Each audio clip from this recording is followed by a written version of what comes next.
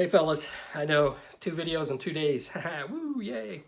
I'm putting this one out because I get a lot of questions about my preferred filler, which is CA glue and metallic pigment. And I know I've shown it on a bunch of different videos, but I haven't really gone in depth on it. And I get a ton of questions about it. Lewis from LT Models asked me about it yesterday. He was wanting to give it a try. I don't know who came up with it. I picked it up somewhere from somebody. I don't remember who, so I can't give you credit. If you're the inventor of this method, then let me know. But I didn't come up with this, somebody else did. But I picked it up and I really like how it works. So I thought I'd take the time to go through and show you how I use it and how I mix it and some other types of pigments and show you how those react to the CA glue. So I hope this helps out and enjoy the video. Okay, so let's take a look at this. Now, the tools that you're going to need is some CA. Now, I typically use zap-a-gap thin, but you can use any type of CA glue. I've got some of this Extreme Power Medium if you want it to be a little thicker. I've got zap-a-gap medium. I've got some of this Bob Smith Industries Instacure. They all work with this method.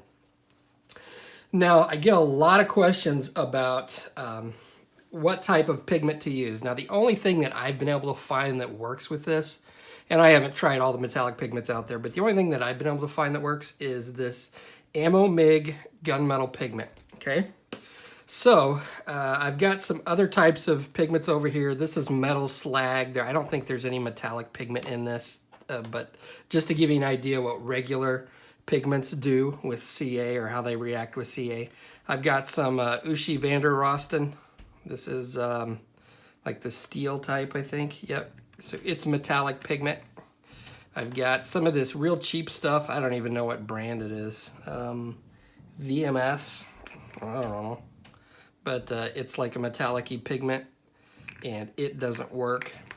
So I will show you how that reacts, just because I know I'll still get questions on, can I use this metallic pigment? I don't know. This is the only thing that I know that works. So how I start this off is I'll take some CA glue and I'll throw it in my little bottle cap here so we can get a good look at it. And then I will take some of my, this is the metal slag, so this isn't the gunmetal.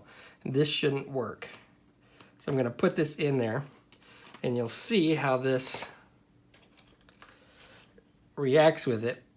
And it doesn't mix in there. And when I swirl it around, it clumps up into this gloopy mess. So obviously that doesn't work. Okay. Whoa. And it's actually, if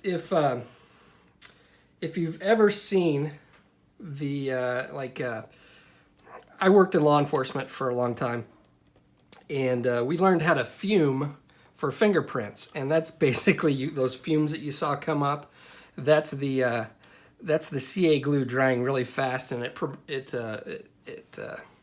releases these fumes. And if those get stuck on, say, I want to fingerprint this bottle, I can put this in a container and fumigate. Let those fumes get on here, and it hardens up the latent fingerprints on here. And so they're less fragile, and then you can dust them and get the fingerprint off of them. So that's how that works. But those are the fumes, in case you didn't know. Some people may not. You don't want to breathe them in. Here is the Ushi van der Rosten. We'll see how this reacts. Probably much the same way. And then I may be a liar. Last time I tried this, it didn't work.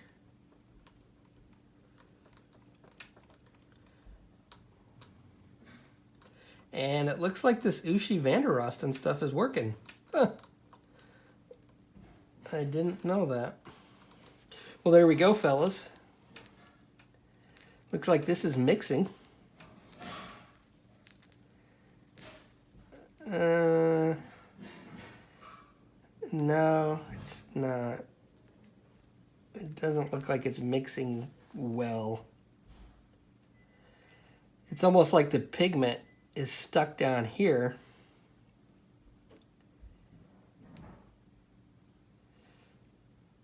and it's not really mixing with the CA, but it's not causing the CA to clump up like the other stuff. I didn't think this worked. Yeah, it's like the pigment stuck by itself, and the CA is just kind of like going on its own. It's not really mixing. So yes, I was right. And catch me in a lie here on video. And this is the cheap stuff. I think this clumps up like the other crap. Yep, see, it'll clump up just like that metal slag stuff. And we're gonna see our fingerprinting fumes. All right. Put that there. Now let's use the gunmetal. And we'll put this front and center. Let's move this stuff back so we don't get it confused. I don't want to confuse anybody because I know I get a ton of questions about this. So we've got my CA glue in there. And this is the Ammo Mig Gun Metal. And this is pretty much how I do this. Now the more of this you mix, the thicker it's going to get and the easier it is going to be to sand. However, when you sand it, it does get a little messy because obviously this is metallic pigment. It just kind of gets everywhere. So let me take my glue looper, and this is a must-have if you are using this method.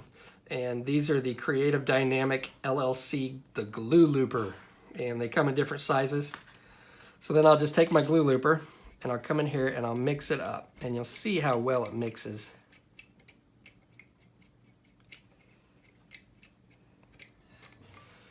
Now, unlike this stuff, which basically the pigment particles stick to the bottom and the CA just floats on top on the Ushi van der Rost and stuff, this actually mixes in. Now, you do have to stir it occasionally, and when I stir it like this, I'll flip some out inevitably on my mat, and I have to scrape it off. But there we go, okay? So the gunmetal pigment is mixing very well with the CA. Now I really like this because it's so fast. I don't have to wait for putty to dry. And like if you watch my shuttle video, the last episode that I did, I like working small. I don't like smearing putty everywhere. Now I've glued these two pieces of plastic together, and then I intentionally cut out some divots, so we've got some issues here that I need to fill. Now, you saw how much pigment to CA that I put in, and you'll see it's probably still going to be pretty thin. So it's going to just run in this crack.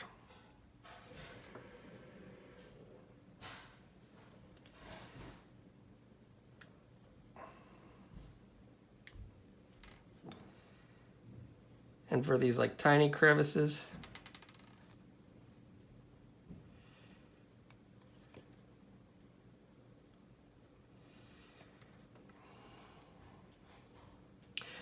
okay, now what I can do is I can hit this with a little bit of kicker, and instead of spraying it, what I like to do is I just like to take the cap off. Yikes. And I got a little bit of a mess. And then I'll just run this down.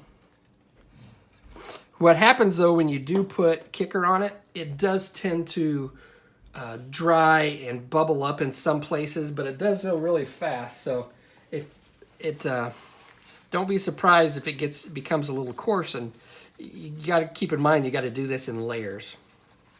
Okay. Now what I'm going to do, just to show you can make this even thicker with either more metallic pigment, or I can use some thicker CA. And we'll go ahead and put some of this thicker stuff in here. And this bottle is almost empty. Yes, son of a gun. We'll go ahead and use this other stuff.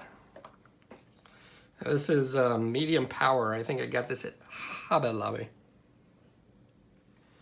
Okay. Just put a dab of the medium stuff in there. And it mixes really well. So now I've got a thicker consistency. I can also make it thicker by adding a little bit more pigment.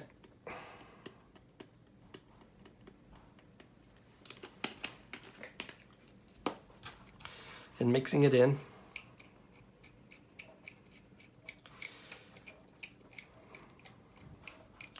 And I like it a little bit thicker when I'm building up and filling in big crevices. So it tends to stick and I can put more on there at a time. So if I was just trying to fill this up with the thin stuff, it would take me a little while. But I can come in here with this thicker stuff and I can fill in these big cracks.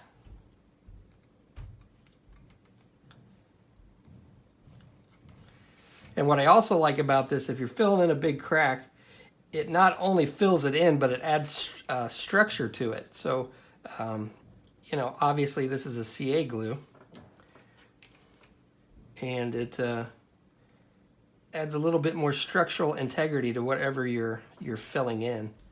Now, CA glue is pretty brittle, so if you just glue something together with CA, it's pretty easy to break it apart just by like flicking it or inducing a shock to it.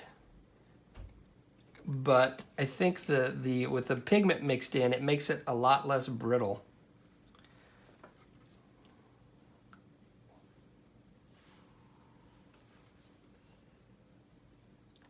All right. Now you're gonna see when I introduce this kicker, since I've got it on here so thick, it's probably gonna run in spots and it's gonna bubble up. It just kind of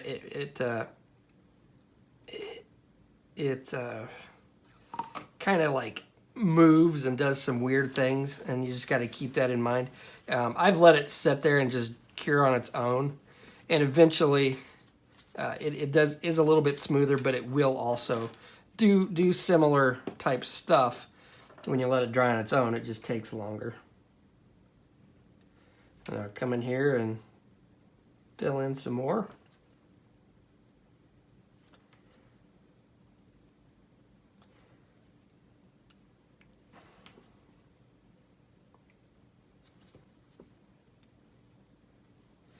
Now, when you put kicker on this and you dip your glue looper in here, what's going to end up happening is you're going to get kicker on your glue looper, and then this is going to start to harden up really fast.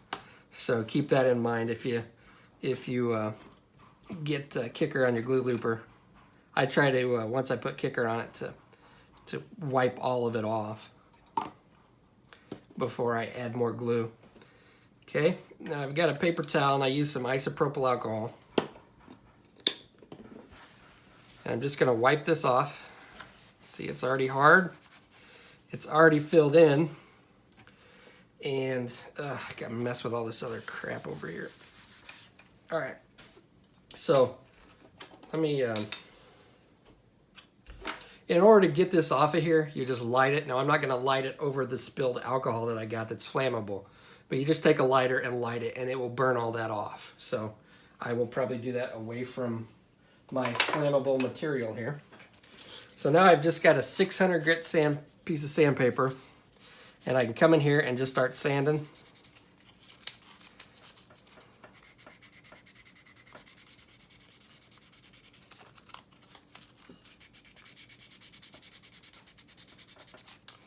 Get this stuff out of the way.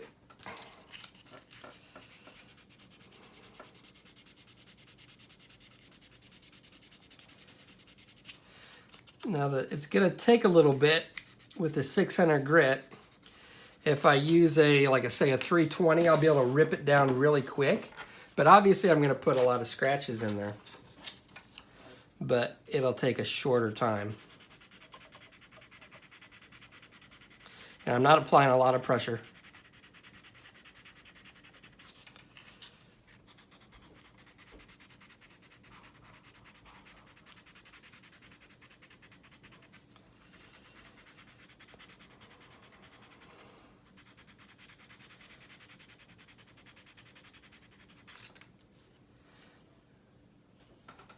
Okay, I can come back with my 600 grit.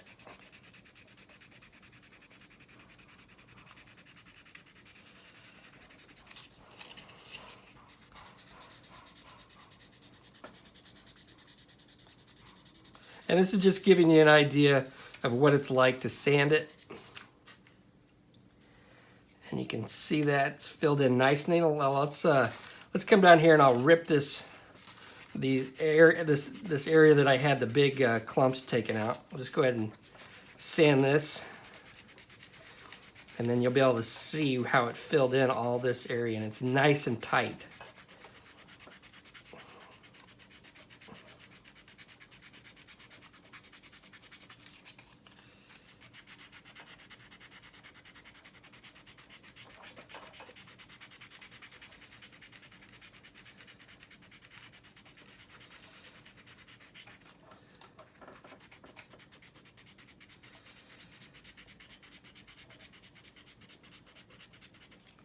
Now, people have asked me about how it scribes. Now, it doesn't scribe as good as the plastic, obviously, because it's a little bit harder than the plastic. But the more pigment that you add, the more metallic pigment that you add, the less brittle it is. So it is scribable, but it's not going to be as good as the plastic. Now, if you've watched some of my other videos, especially the ones where I do resin conversions, I scribe into this a lot. And there is a difference. It just takes some getting used to, and you got to just be okay with, you know, the way it looks afterwards. But in my opinion, it's a lot better than scribing into, say, some Tamiya putty or Squadron Green putty, any of that. It scribes a lot better in my opinion. So there we go. It's all filled in. It's nice and smooth. Now, obviously, if this was going to be a part that I was going to finish very well, I would come in and sand it a lot smoother, but you can get a really smooth finish. It's nice and sturdy, and there are no issues. Now, it took me a little bit longer because I was demonstrating, but this is something I could do in a matter of, you know, a few minutes, filling in a seam and a crack like this. So that's how I use my CA glue and metallic gunmetal pigment from Ammo Mig. Hope that helps you out, and I'll catch you on the next video.